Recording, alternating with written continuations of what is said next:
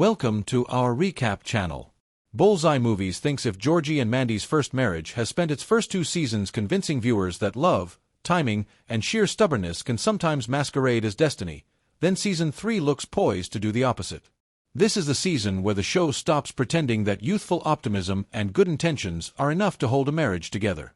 Season 3, as it's shaping up, doesn't just flirt with the idea of divorce, it circles it relentlessly, dissecting every crack in Georgie and Mandy's foundation until the question isn't if they'll split, but how long it takes before staying together becomes impossible. From a TV critic's perspective, Season 3 feels less like a continuation and more like an inevitable reckoning. The premise of the series was always quietly ironic. A show titled First Marriage practically announces its own expiration date. But until now, the cracks were cushioned with humor, family warmth, and the charm of watching 2 mismatched people try to do the right thing under impossible circumstances. Season 3 promises to strip away those safety nets, leaving Georgie and Mandy to confront the truth they've been avoiding since the day they said, "I do." Season 3 opens under the heavy shadow of everything that went wrong before the wedding ever happened. Georgie and Mandy didn't fall into marriage because of long-term compatibility or shared dreams. They were pushed there by lies, panic, pregnancy, and a sense of moral obligation. What once played as awkward comedy now reads as emotional debt coming due. Georgie, still painfully young despite his responsibilities, entered marriage believing that love meant fixing things, working harder, providing more, saying yes to every burden placed on his shoulders. Mandy, older and far more self-aware, entered it believing she could adapt, compromise, and eventually grow into a life she hadn't planned. Season 3 forces both of them to face the reality that adaptation is not the same as fulfillment. From the very first episodes, the tone feels subtly different. The jokes still land, but they carry an edge. Conversations trail off instead of resolving neatly. Arguments don't end with laughter but with silence, the most dangerous sound in a marriage. Nothing exposes the fault lines in Georgie and Mandy's relationship quite like Parenthood. Season 3 leans heavily into this tension, not as a melodramatic device, but as a brutally realistic portrayal of how raising a child can amplify every unresolved disagreement. Georgie sees Parenthood as proof that he's doing something right. He clings to the idea of family, a big family, ideally, as a way to recreate the sense of belonging he lost when his father died. To him, having more kids isn't just about love, it's about legacy, stability, and making sure no one ever feels alone the way he did. Mandy sees it very differently. For her, motherhood has been transformative but also limiting. Season 3 doesn't shy away from showing how much she loves her child, but it also doesn't romanticize the sacrifices she's made. Her career dreams feel paused, if not abandoned. Her sense of self feels increasingly reduced to roles she didn't fully choose.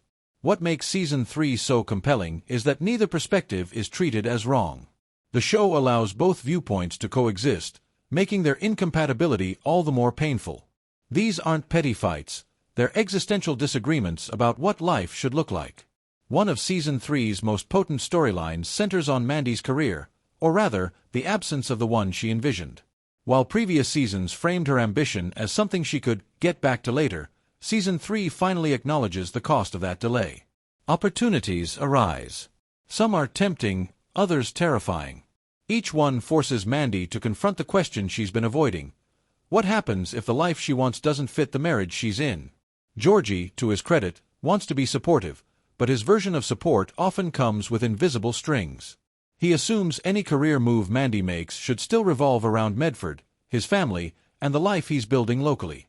Season 3 excels at showing how good intentions can still feel suffocating when they're rooted in fundamentally different priorities. As Mandy becomes more honest about what she wants, the gap between her and Georgie widens. Not because either of them changes, but because they finally stop pretending they want the same things. Georgie's arc in Season 3 is perhaps the most quietly tragic. He's grown in responsibility but not in emotional maturity. The season repeatedly places him in situations where his age, and the choices he made too early, become impossible to ignore. He wants to be the man of the house, the provider, the dependable son, the perfect husband.